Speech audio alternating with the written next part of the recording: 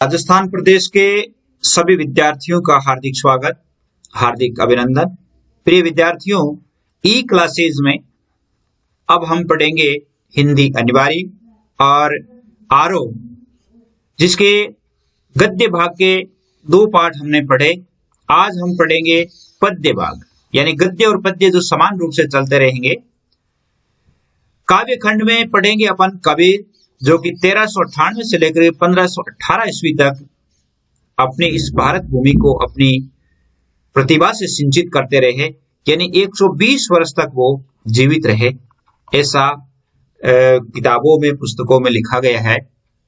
इसमें हम पढ़ेंगे कवि परिचय पाठ जो है, यानी इसके जो 2 पद लिए गए हैं उनका केंद्रीय भाव पढ़ेंगे। आपके लिए होमवर्क दिया जाएगा, जो होमवर्क आपको करके भेजना है अपने अध्यापक जी के पास, या अध्यापक जी के पास नहीं भेज पाते हो तो आपको ये जो नंबर दिए हुए हैं आपके ग्रुप बनाने के लिए 9610208295, इन पर आप सभी का, यानी 11th क्लास के अलग जो ग्रुप्स भी बने हुए हैं इन नंबरों पे, तो वहां पर आप ऐड भी हो सकते हैं। और सबसे पहले मैं आपसे यही कहना चाहूंगा कि ई क्लासेज जो चैनल है, इस चैनल को आप सब्सक्राइब अवश्य कर लें, ताकि जब तक आपकी एग्जाम्स होगी तब तक आपके सारे कंप्लीट जो है 3 विषय, यानी जिसमें हिंदी कंपलसरी, इंग्लिश कंपलसरी और हिंदी साहित्य, यानी ये जो 3 विषय हैं, इन तीनों विषयों का कंप्लीट कोर्स आपको करवाया जाएगा, बहुत अच्छी तरह से पढ़ाया जाएगा। तो आप इस चैनल के साथ बने रहें और इसको सब्सक्राइब कर लें, ताकि जब भी पाठ अपलोड होता है, पाठ अपलोड होते ही आपके मोबाइल पर उसका नोटिफिकेशन आ जाए। पदों का भावार्थ हम पढ़ेंगे, पदों की व्याख्या करेंगे, पदों के बीच बीच में कौन से इसमें छंद अलंकार का प्रयोग हुआ है वो भी देखेंगे। पाठ के बीच में कोई प्रश्न बनता है तो वो भी पढ़ेंगे, और आपकी वार्षिक परीक्षा के लिए जो महत्वपूर्ण प्रश्न है वो भी देखेंगे कि महत्वपूर्ण प्रश्न है वो कौन कौन से बनते हैं, वो भी देखा जाएगा। तो कहने का अर्थ ये है कि इसमें आप बहुत सारा, या आपकी 11th क्लास के संपूर्ण जो पाठ्यक्रम है उसका अध्ययन कर पाएंगे।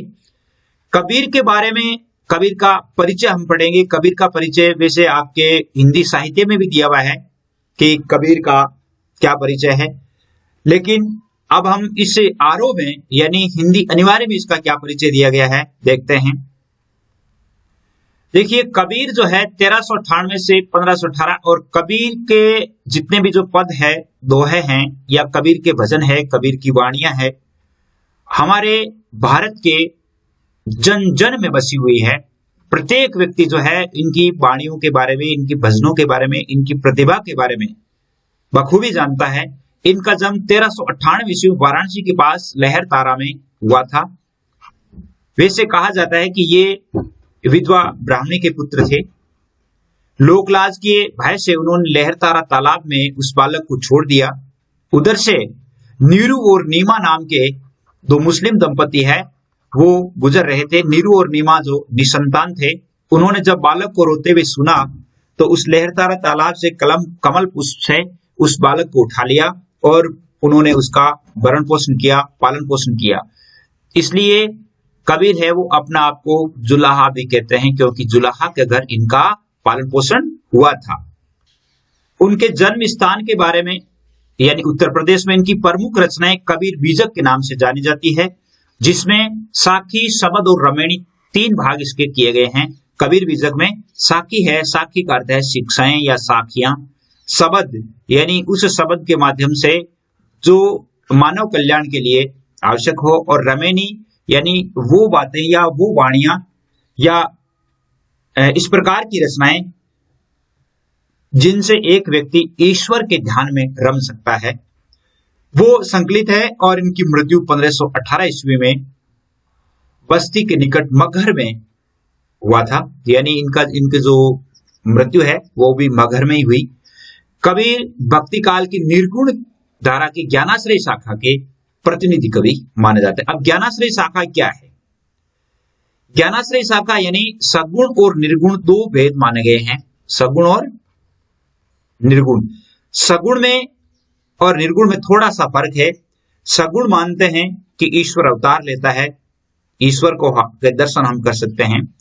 निर्गुण का अर्थ है कि निर्गुण वो है, ये कहते हैं कि ईश्वर अवतार नहीं लेता है, ईश्वर का रूप नहीं होता है, ईश्वर का को हम महसूस कर सकते हैं, ईश्वर का स्मरण करके और हम यानी परमात्म तत्व को प्राप्त कर सकते हैं, लेकिन ये नहीं है कि ईश्वर इस पृथ्वी पर अवतार लेता है। तो ये सगुण और निर्गुण है। ज्ञानाश्रयी शाखा में ये आते हैं निर्गुण की, और इसके प्रतिनिधि है, अर्थात निर्गुण की ज्ञानाश्रयी शाखा है या ज्ञान के आधार पर ईश्वर को प्राप्त करना, तत्व के आधार पर ईश्वर को जानना, इस शाखा का प्रतिनिधित्व करते हैं। वे अपनी बात को साफ और दो डूक शब्दों में प्रभावी ढंग से कहने के हिमायती थे। सबसे बड़ी बात है कि वे अपनी बात को साफ साफ कहते थे। बन पड़े तो सीधे सीधे, नहीं तो दरेरा देकर। अगर मान लो सीधी सीधी बात से कोई समझते नहीं थे तो उसे मजबूर करके यानी इस प्रकार की बात कहकर के भी समझा देते थे जो उसे बहुत बुरी लगती थी। इसलिए कबीर को हजारी प्रसाद द्विवेदी ने वाणी का डिक्टेटर कहा है। डिक्टेटर यानी तानाशाह, वाणी का तानाशाह, अर्थात वाणी को वो जैसे कैसे भी मरोड़ कर या कैसे कैसे मरोड़ करके वो बता सकते थे। कबीर के जीवन के बारे में अनेक किंवदंतियां प्रचलित है, बहुत सारी किंवदंतियां, बहुत सारी बातें कबीर जी के बारे में प्रचलित है। कबीर जो है उन्होंने अपनी विभिन्न कविताओं में खुद को काशी का जुलाहा भी कहा है। कबीर के विधिवत साक्षर होने के कोई प्रमाण नहीं मिलते हैं और इनकी रचनाओं में यह मिलता है कि मसी कागज सुयोनिर कलम गई नहीं हाथ, अर्थात मैंने स्याही और कलम है वो हाथ में ही नहीं ली। इसलिए इसका मतलब है कि कबीर अनपढ़ थे। अनपढ़ होते हुए भी उनकी इतनी बड़ी रचनाएं किसने लिखी? उनका एक परम शिष्य था जिसका नाम था यानी धर्मदास, और धर्मदास ने उनकी रचनाओं को संकलित किया। और धर्मदास को भी इन्होंने अपने अनुभव के माध्यम से, अपनी प्रतिभा के माध्यम से उन्हें अपना शिष्य बनाया था। वो बहुत बड़े सेठ थे, लेकिन उनका हृदय परिवर्तन करके और उन्हें अपना शिष्य बना लिया था। उन्होंने सारी माया जायदाद जमीन छोड़ करके और वो कबीर के शिष्य हो गए थे। उन्होंने देशाटन और सत्संग से ज्ञान प्राप्त किया। बहुश्रुत थे वो, यानी वो देश में घूम घूम करके और सत्संग किया करते थे, लोगों को ज्ञान का प्रचार किया करते थे। उस जमाने में 1398 ईस्वी का अर्थ है कि 14वीं शताब्दी में वो जैसे अंधविश्वास, बाह्य आडंबर, इनसे परिचित हो गए थे कि लोग ये जो दिखावा करते हैं वो गलत है। किताबी ज्ञान के स्थान पर वो आंखों देख के सत्य और अनुभव को प्रमुखता देते हैं। उन्होंने कहा कि जब वो किताबों में जो हम पढ़ते हैं इसकी बजाय जो हमने अनुभव किया है या तर्क के आधार पर हमें जो अच्छा लगता है उस ज्ञान को महत्व देना चाहिए। उनकी रचनाओं में नाथों, सिद्धों और सूफी संतों की बातों का प्रभाव मिलता है। नाथ पंथ से वो प्रभावित थे, सिद्धों से वो प्रभावित थे और सूफी संतों से भी वो प्रभावित थे। वे कर्म कांड और वेद विचार के विरोधी थे।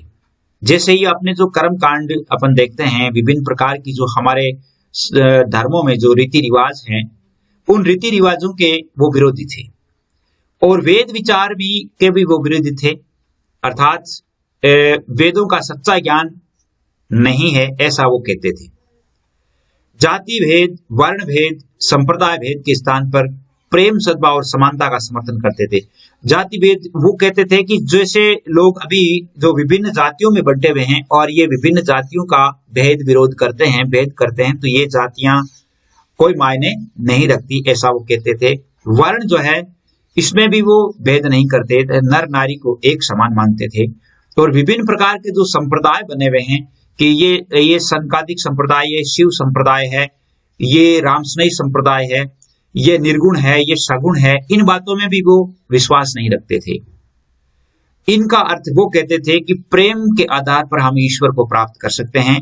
जो मनुष्य इस पृथ्वी पर पैदा हुआ है वह समान है, ये उनका कहना था। यानी वो बाह्य आडंबरों का बहुत विरोध करते थे। बाह्य आडंबरों में वो हिंदू और मुस्लिम सभी धर्मों को लेते थे। हिंदुओं को भी वो जैसे माला फेरने पर वो कहते थे, माला फेरने पर वो कहते थे कि माला तो कर में फिरे, कर मतलब हाथ, माला तो कर में फिरे, जीभ फिरे मुख माए, और जीभ जो है वो मुख में फिर रही है। मनवा तो 34 फिरे, अर्थात अपना जो मन है वो तो पता नहीं कहां पर भटक रहा है और ये तो सुमरण है। अर्थात वो ये कहते थे कि ये कोई स्मरण नहीं है। इसी प्रकार जैसे मुस्लिम धर्म को देख करके और उन्होंने जैसे अजान को देख करके एक जगह कहा था कि कांकर पाथर जोर गिर मस्जिद लई चुना ताचड़ मुल्ला बांग दे क्या बहरा हुआ खुदा। अर्थात इतने ऊंचे जोर से आवाज देने से क्या ईश्वर आपको प्राप्त हो जाएगा, मालिक प्राप्त हो जाएगा, ये आप मिथ्या ढोंग करते हो। यानी और वे रोजा रखने पर भी कहते हैं कि दिन भर रोजा रहत है रात हनत है गाय, ये तो खून खराबा है कैसे खुशी खुदाए। अर्थात इस प्रकार जब आप जीव हत्या करके और ईश्वर को, अपने मालिक को प्राप्त करने का प्रयास करते हैं तो यह मिथ्या प्रयास है। तो जैसे ब्राह्मण से वो जाति विरोध में वो कहते थे कि ब्राह्मण अगर आप अपने आप को ऊंचा मानता है या उच्च वर्ण के अपने आप को ऊंचा मानते, तो वो यहां पर ये कहा करते थे कि जो तू ब्राह्मण ब्राह्मण ही जाया, आन बांटते क्यों नहीं आया। अर्थात विभिन्न प्रकार के बातों को लेकर के और वो कहा करते थे, और उनकी रचनाएं जो आज है वो सद्भाव और प्रेम पर आधारित है। यहां पर हम दो पद पढ़ेंगे, दोनों पदों में परमात्मा की सृष्टि के को कण कण में देखने का प्रयास किया है। वो कहते हैं कि ज्योति रूप में है ईश्वर जो इस संपूर्ण सृष्टि के कण कण में व्याप्त है और उनकी व्याप्ति चराचर संसार में दिखाई है।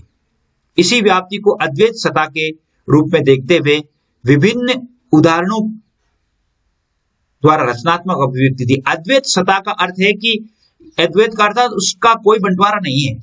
जिस रूप में अर्थात संसार में जो रूप हम देखते हैं वो ईश्वर का रूप है, अद्वैत है।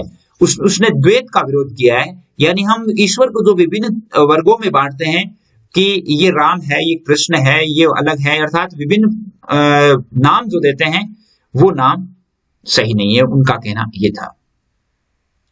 दूसरे पद में कबीर ने बाह्य आडंबरों पर प्रहार किया है।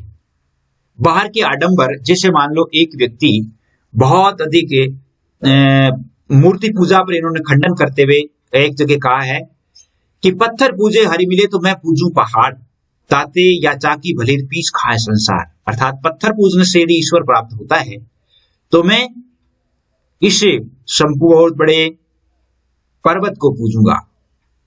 अर्थात इनसे तो ये चक्की ही अच्छी है, पत्थर की बनी हुई होती थी उस समय चक्कियां, ये तो चक्की अच्छी है जिससे लोग पीस करके अर्थात अनाज पीस करके खाते हैं। तो वे मूर्ति पूजा का खंडन करते, माला फेरने पर उन्होंने खंडन किया, जाति विरोध का उन्होंने खंडन किया। आगे साथ ये भी बताया कि अधिकांश लोग अपने भीतर की ताकत को न पहचान करके अनजाने में अवास्तविक संसार से रिश्ता बना बैठते हैं। अर्थात इस संसार में ये सोचने लग जाते हैं कि ये संसार जो है वो मेरा है। यदि हम थोड़ा सा सोचे कि जो व्यक्ति जन्म लेता है वो मरता है, अब जैसे मान लो जिस व्यक्ति को मरना है तो इस संसार की चीजों से हमारा मोह क्यों है। इस संसार में बहुत सारी चीजें हैं, वो हम ये सोचते हैं कि ये तो मेरा है, ये किसी का नहीं है, जबकि कुछ ही दिनों पश्चात उस चीज को छोड़कर के हमें जाना होता है। यानी बहुत बड़े संत ऐसा कहते हैं कि इस संसार में जो चीजें हैं वो किसी को साथ में नहीं चलती है, हमारी आसक्ति इन संसार की चीजों के प्रति नहीं होनी चाहिए। बहुत बड़े महान ज्ञानी जो संत थे, और महान संत ने अपने शिष्य से कहा, जब उनका अंतिम समय आया था तो अंतिम समय आने पर शिष्य से कहा कि बेटे मैं तो जा रहा हूं, मेरा अंतिम समय आ गया है, मेरे पास ये सुई है, ये सुई तू आते वक्त ले आना क्योंकि मैं ले जा नहीं सकता। शिष्य ने कहा अच्छा गुरुजी, आपका आदेश शिरोधार्य है, जो आप कहेंगे वैसा करूंगा। जब कई दिन हो गए और बहुत दिन होने के पश्चात उस शिष्य ने सोचा कि गुरुजी ने कहा था कि ये जो सुई है आपको लेके आना है। जब गुरुजी इतने बड़े महान ज्ञानी थे, वेद वेदांगों के ज्ञाता थे और इतने पूजनीय संत थे, वो इस एक सुई को नहीं ले जा पाए तो मैं कैसे ले जा पाऊंगा। उन्हें ज्ञान हो गया और तुरंत उन्होंने अपनी जो संसार की आसक्तियां थी उनको छोड़ करके और ईश्वर का ध्यान करने लग गए। तो कबीर भी उन्हीं में से थे। कबीर के जो ये लिखे हुए हैं वासुदेव सिंह द्वारा कबीर वांग में खंड 2 से लिए गए हैं। ये दोनों पद जय सिंह, जयदेव सिंह और वासुदेव सिंह, ये दोनों इन्होंने संपादन किया कबीर वाङ्मय नाम से, और उसमें ये शब्द लिए गए हैं। अब देखते हैं कि कौन से शब्द कैसे हैं, उनके जो 2 पद दिए गए हैं उनका सरलार्थ देखते हैं। देखिए प्रथम पद में कि हम तो एक एक कर जाना, एक का यहां पर एक ईश्वर है। दोई कहे तिन्ही को दोजक, दोजक का अर्थ होता है नरक। जिन नाहिन पहचाना, नाहिन का अर्थ होता है नहीं, पहचाना यानी पहचाना। एके पवन, पवन यानी वायु। एके पानी, एके ज्योति, ज्योति प्रकाश समान। एके खाक, खाक यानी मिट्टी, खाक का अर्थ क्या होता है मिट्टी। और गड़े, गड़े यानी रचना की गई है। सब भांडे, भांडे यानी बर्तन, भांडे का अर्थ होता है बर्तन, और यहां पर अर्थ है मनुष्य का शरीर। और कोहरा, कोहरा का अर्थ होता है यहां पर कुम्हार, क्या अर्थ है कुम्हार। साना यानी सामान। जैसे बाड़ी, बाड़ी का मतलब बढ़ई, बढ़ई यानी खाती।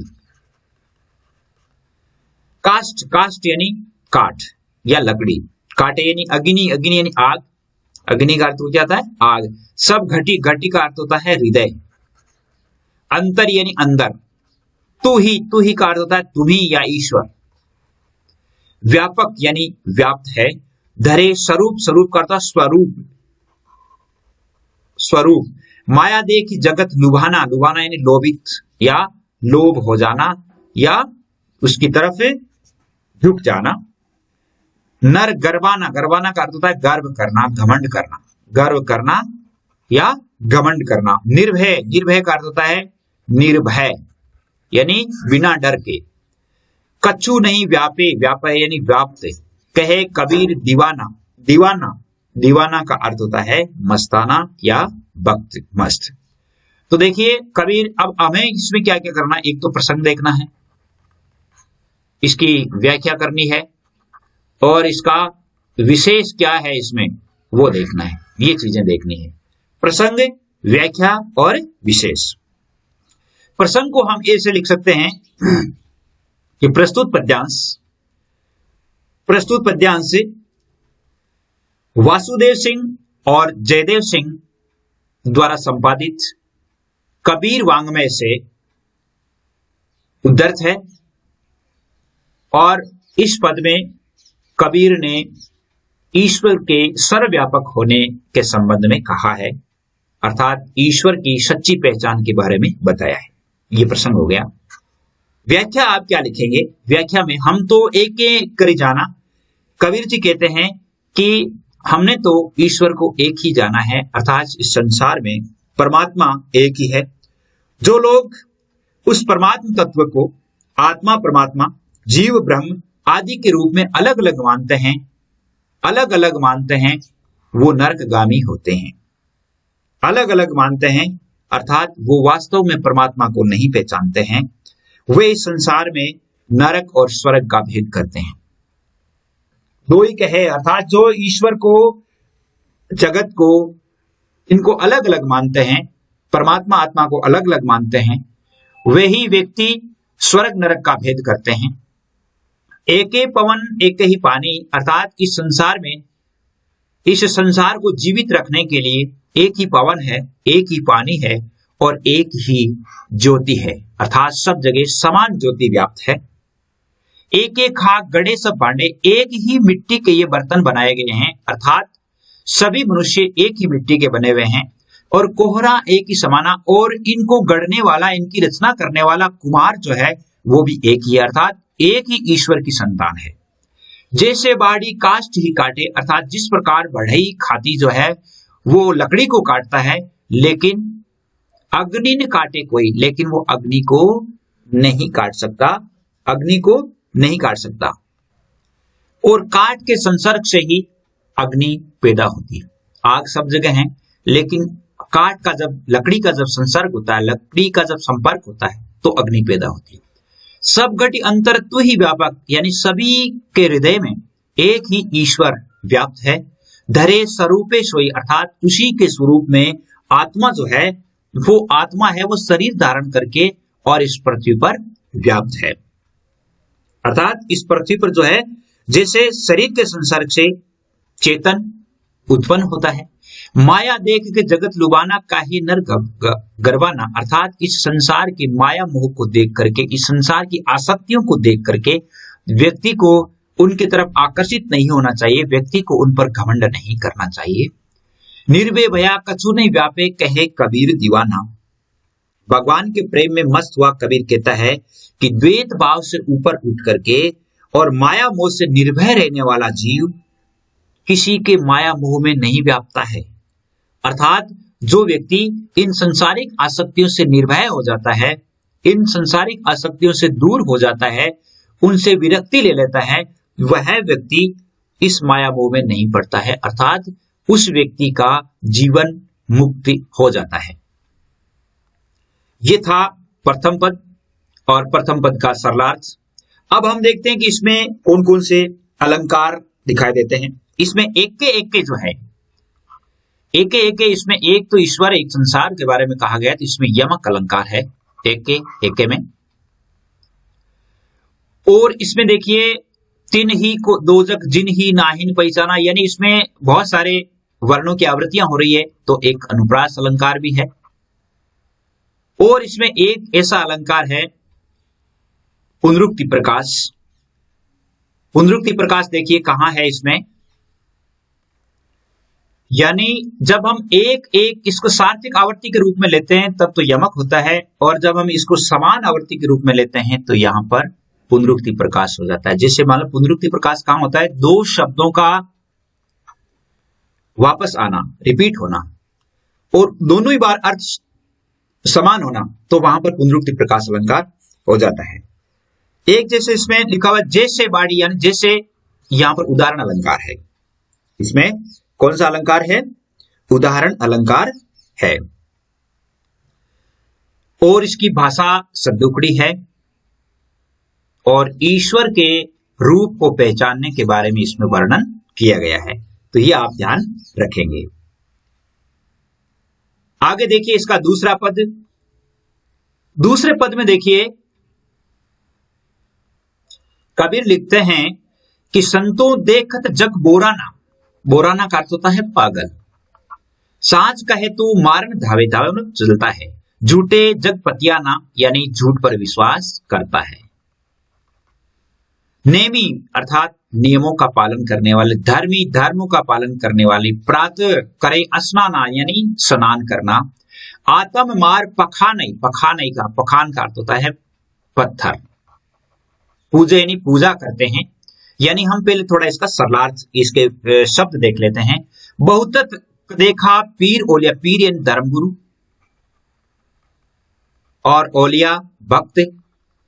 किताब, किताब का अर्थ होता है ग्रंथ, कुराना एक कुरान, के मुरीद, मुरीद का अर्थ होता है शिष्य, तदबीर, तदबीर का अर्थ होता है उपाय बतावे, और उहे को ज्ञाना। आसन मार डिंब, डिंब का अर्थ होता है घमंड, और बहुत करे गुमाना यानी गर्व। पीपर पाथर, पीपर इन पीपल, पाथर इन पत्थर, और तीर्थ कर गर्भ बुलाना। टोपी पहरे माला पहरे, वैसे आप जानते हैं छाप तिलक अनुमाना। साखी, साखियन साखियां, शब्द ही गावत भूले, आत्म खबरें जाना, आत्मा की खबर नहीं जानते। हिंदू कहे मोहि राम प्यारा, तुर्क कहे रहीमाना, आपस में दो लड़ हुए, मर्म न काहू जाना, किसी ने किसी मर्म को नहीं जाना है। घर घर मंत्र देत फिरत है, महिमा के अभिमाना, महिमा यानी बखान करते हैं। गुरु के सहित शिष्य, यहां पर शिष्य, शिष्य सब बूढ़े बूढ़े डूब गए, और अंतकाल पछताना। कहे कबीर सुनो वे संतो, ईशब भर में बुलाना। केतिक मतलब कितने, कहूं कहा नहीं माने, केतिक यानी कितनी बार कहो कहा नहीं मानते हैं। और सहजे सेज समाना, अर्थात कबीर क्या कहते हैं, संतो देखत जग बोराना। संतों अर्थात हे साधुओं, पाखंडी लोगों को लक्ष्य करके कबीर कहते हैं कि साधुओं देखो ये सारा संसार पागल हो गया है। सांझ कहूं तो मारन दावे झूठे जग पतियाना, यदि उनके सामने सत्य बात कहते हैं तो मारने के लिए चलते हैं, और यदि उन्हें झूठा कहा जाता है तो उस पर विश्वास कर लेते हैं, झूठ में विश्वास करते हैं। नेमी देखा धर्मी देखा, प्रातः करे स्नाना, मैंने बहुत अधिक नियमों का पालन करने वाले और धर्म का ढोंग करने वाले व्यक्तियों को, और प्रातः है सवेरे उठते ही स्नान करके पूजा पाठ में बैठने वाले व्यक्तियों को मैंने देखा है, और इस प्रकार करके नित्य धर्म का पालन करने का ढोंग करते हैं, नित्य नियमों का पालन करने का ढोंग करते हैं, स्नान करके और अपनी आत्म को मार करके पत्थर की पूजा करते हैं। मैं समझता हूं कि उन्हें ईश्वर प्राप्ति का कोई ज्ञान नहीं है, यानी उनमें कोई भी ज्ञान नहीं है। उनमें भीतर छिपे परमात्मा को छोड़ करके वो पत्थर की पूजा करते हैं, और उनका जो ज्ञान है वो निशार है, थोथा है। बहुतक देखा पीर ओलिया, मैंने बहुत सारे धर्म गुरुओं को और बहुत सारे भक्तों को देखा है जो कि ग्रंथ और कुरानों का अध्ययन करते हैं। वे अपने शिष्यों को उपाय बतलाते हैं जो कि उनका मिथ्या ज्ञान है। अर्थात मैंने हिंदू मुसलमान को जो अपने शिष्यों को उपाय बताते हैं, अर्थात ईश्वर प्राप्ति के उपाय बताते हैं, वे वास्तव में पाखंड है, और वास्तव में ऐसे पाखंडियों ने ईश्वर को जाना ही नहीं है। आसन मार डिंब धरि बैठे, अर्थात आसन लगा करके ध्यान की मुद्रा में बैठते हैं। आसन मार डिंब धरि बैठे यानी आसन लगा करके ध्यान की मुद्रा में बैठते हैं, और मन में बहुत अधिक गर्व समाया हुआ रहता है। अर्थात उनके मन में अपने आप को ईश्वर की साधक होने का एक गर्व होता है। पीपर पाथर पूजन लागे, और वे पीपल और पत्थर की पूजा करते हैं। उनके गले में पीपल और पत्थर की पूजा करते हैं। तीर्थ गर्व भुलाना, और वो अज्ञानतावश तीर्थों का भ्रमण करते रहते हैं, और अपने आप में उन तीर्थों का भ्रमण करके गर्व से प्रफुल्लित होते हैं कि हमने ईश्वर के दर्शन किए हैं, जबकि वो सही नहीं है। टोपी पहरे माला पहरे, अर्थात टोपियां पहने हुए, माला पहने हुए और छाप लगाए हुए, तिलक लगाए हुए, वे अपने आप को ईश्वर का भक्त कहते हैं, जो कि उनका ज्ञान मिथ्या है। साकी शब्द ही गावत भूले, यानी वो इस प्रकार का भेष करके साखियां गाते हैं, शब्द गाते फिरते हैं, लेकिन अपने आत्मा की खबर को अर्थात आत्म तत्व को उन्होंने नहीं पहचाना है। हिंदू कहे मुझे राम प्यारा, हिंदू कहते हैं कि मुझे राम प्रिय है, और तुर्क या मुसलमान कहते हैं कि मुझे रहमान प्रिय है। और राम और रहमान को बीच में ला करके और दोनों आपस में लड़ करके मरे जा रहे हैं, लेकिन उन्होंने ईश्वर के मर्म को, मालिक के मर्म को नहीं जाना है। उन्हें क्या पता कि राम और रहमान दोनों एक ही है, यानी एक ही मालिक के नाम है। घर घर मंत्र देत फिरत है, और वो घर घर इस प्रकार की मंत्रणा या उपाय देते फिरते हैं। दोनों ने इस धर्म के मर्म को नहीं पहचाना है। वे घर घर जाकर के लोगों को गुरु मंत्र देते फिरते हैं, महिमा के अभिमान, और वो क्या करते हैं, अपनी महिमा बढ़ाने के लिए ऐसा करते हैं। गुरु के सहित शिष्य सब डूबे, अर्थात इस प्रकार के गुरुओं का अनुसरण करने वाले शिष्य और वे सारे गुरु जो है वो नरक में डूबते हैं, और अंतकाल का जब समय आता है तो वो पश्चाताप करते हैं। कहे कबीर सुनो रे संतो, कबीर जी कहते हैं कि हे संतो सज्जनों सुनो, इस प्रकार के भर्म में मत भूलो, अर्थात इस प्रकार के भर्म में, इन पाखंडी भर्म में आपको नहीं भूलना है। केतिक कहूं कहा नहीं माने, इस प्रकार के भर्म में भूले हुए लोगों को कितनी बार कहा, लेकिन वो नहीं मानते हैं। और जबकि सत्य यही है कि प्रेम भक्ति के सहज साधना से ईश्वर प्राप्त हो सकता है। सहजे से समाना, अर्थात सत्य यही है कि ईश्वर प्राप्ति के लिए हमें सहज साधना करनी होगी, प्रेम के आधार पर साधना करनी होगी। देखिए, ये था इसका सरलार्थ या व्याख्या। अब हम देखते हैं इसमें कौन कौन से अलंकारों का प्रयोग हुआ है। देखिए, इसमें लड़ी लड़ी, घरी घरी, जैसे घर घर आया हुआ ना, इसमें ये घर घर, यहां पर पुनरुक्ति प्रकाश अलंकार है। और लड़ या लरी लरी भी दोनों एक ही है, तो वहां पर भी क्या है, पुनरुक्ति प्रकाश अलंकार ही है। इसके अलावा आपके इसमें अनुप्रास अलंकार भी है। तो इसमें कौन कौन से अलंकार हो गए, अनुप्रास, पुनरुक्ति प्रकाश अलंकार, और ये दोनों अलंकार है उसमें है। इसके अलावा इसमें और क्या बताया गया है, इसमें लोगों के अज्ञान या भ्रम से ग्रसित मनुष्यों को प्रेरित करते हैं कि हमें ईश्वर के सच्चे दर्शन करने के लिए प्रेम पूर्वक साधना करनी चाहिए। भाषा शैली में सदुक्कड़ी भाषा है, व्यंग्यात्मक और भावाभिव्यक्ति में इसकी प्रमुखता है। संबोधन शैली और उपदेशात्मक शैली में इन्होंने ये पद रचा है। उम्मीद करता हूं आपके लिए अच्छा होगा। अब आप इसके प्रश्न लिख लीजिए जो आपको लिख के भेजने हैं। देखिए, आपको जो होमवर्क करना है, पहला प्रश्न है आपके कि कबीर की दृष्टि में ईश्वर एक है। पठित पद के आधार पर विवेचना करनी है कि कबीर की दृष्टि में ईश्वर एक ही है, इसका विवेचना करनी है। संतों देखत जग बोराना में कबीर ने संसार को पागल क्यों कहा है? कबीर ने नियम और धर्मपालकों की कौन सी कमियों की ओर संकेत किया है? कौन सी कमियां हैं जो उन्होंने उजागर की है? अज्ञानी गुरुओं की शरण में जाने से शिष्यों की क्या दशा होती है? 4 ही प्रश्न आपको करने हैं और चारों प्रश्न लिख करके और आप अपने टीचर्स के पास या आपको जो नंबर दिए गए हैं 9610208295 इन पर आप अवश्य ही भेजें ताकि आपका मूल्यांकन होता रहे। आज बस इतना ही। जय हिंद, जय भारत।